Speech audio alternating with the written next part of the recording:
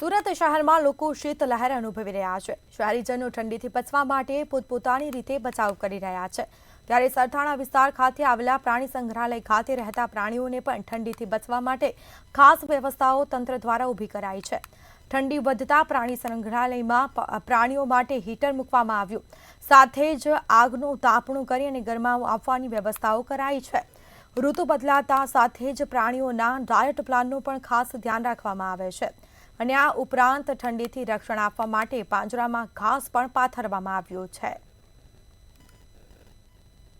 શિયાળાની શરૂઆત થઈ ગઈ છે અને આ શરૂઆતની અંદર માનવ જે છે એ તો ગરમ કપડાં પહેરીને પોતાના શરીરનું રક્ષણ કરી લે છે, પરંતુ જે આબોલ પશુ પક્ષી પ્રાણી આ તમામ જે હોય છે એમને પણ શિયાળામાં આ કડકતી ઠંડીથી બચાવવા માટે સુરત ખાતે સરથાણા જે નેચર પાર્ક છે એટલે કે પ્રાણી સંગ્રહાલય ત્યાં પણ એક અનોખી વ્યવસ્થા જોવા મળી રહી છે। ઠંડી જેમ જેમ વધતી જાય છે તેમ તેમ તેઓ માટે પણ એક અલાયદી વ્યવસ્થા ઊભી કરવામાં છે। હાલ અહીંયા આપણે કહી શકીએ સરથાણા જે પ્રાણી સંગ્રહાલય છે ત્યાં આ જે હરણો દેખાય રહ્યા છે ને વિવિધ જાતના, એમના માટે અહીંયા ઠંડીથી રક્ષણ મેળવવા માટે તાપણું કરવામાં આવી રહ્યું છે। આ તાપણાની આસપાસ જ તેમને ખોરાક પણ આરોગવા મળી રહ્યો છે। ત્યારે જે ઇન્ચાર્જ છે પ્રાણી સંગ્રહાલયના રાજેશજી, આપણે એમની જોડે જ વાત કરીને જાણીએ એમનું શું કહેવું છે। સર, અત્યારે ઠંડીની શરૂઆત થઈ ગઈ છે, હવે આ અમોલ પશુ પક્ષી પ્રાણી આ તમામ માટે શું વ્યવસ્થા છે?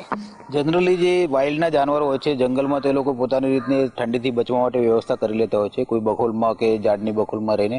પણ આપણે જ્યારે કેપ્ટિવિટીમાં રાખતા હોય છે ત્યારે એડવર્સ વેધરમાં તે લોકોને પ્રોટેક્શન આપવા માટે દર વર્ષે આપણે ઝૂમાં વ્યવસ્થા કરતા હોય છે। હમણાં જે 2-3 દિવસથી ઠંડીનું પ્રમાણ વધેલું છે એના લીધે જે એની જાનવરની હેલ્થ પર કોઈ આડઅસર નહીં થાય એ માટે આપણે જે કેનાઇન ફેલેન્સના પાંજરા છે ત્યાં રૂમ, નાઇટ શેલ્ટરના રૂમ છે એમાં હીટરની વ્યવસ્થા કરેલી છે। એ સિવાય જે હરણનું સેક્શન છે ત્યાં રાત્રિ દરમિયાન જે ટેમ્પરેચર ડ્રોપ થાય છે ત્યારે સાંજે 5-6 વાગ્યાથી તાપણું સળગાવવામાં આવે છે। રાત્રિ દરમિયાન એ સળગતું રહે છે, એથી થોડીક એને હૂંફ મળે છે। એ સિવાય બી જે નાઇટ શેલ્ટરના એના ક્રાલ છે એના રૂમ ખુલ્લા રાખીએ છીએ, તો રાત્રિ દરમિયાન જો વધારે ચીલ્ડ પવન હોય તો એ લોકો રૂમમાં ભરાઈને કોર્નરમાં પોતાની જાતને ઠંડીથી બચાવી શકે છે।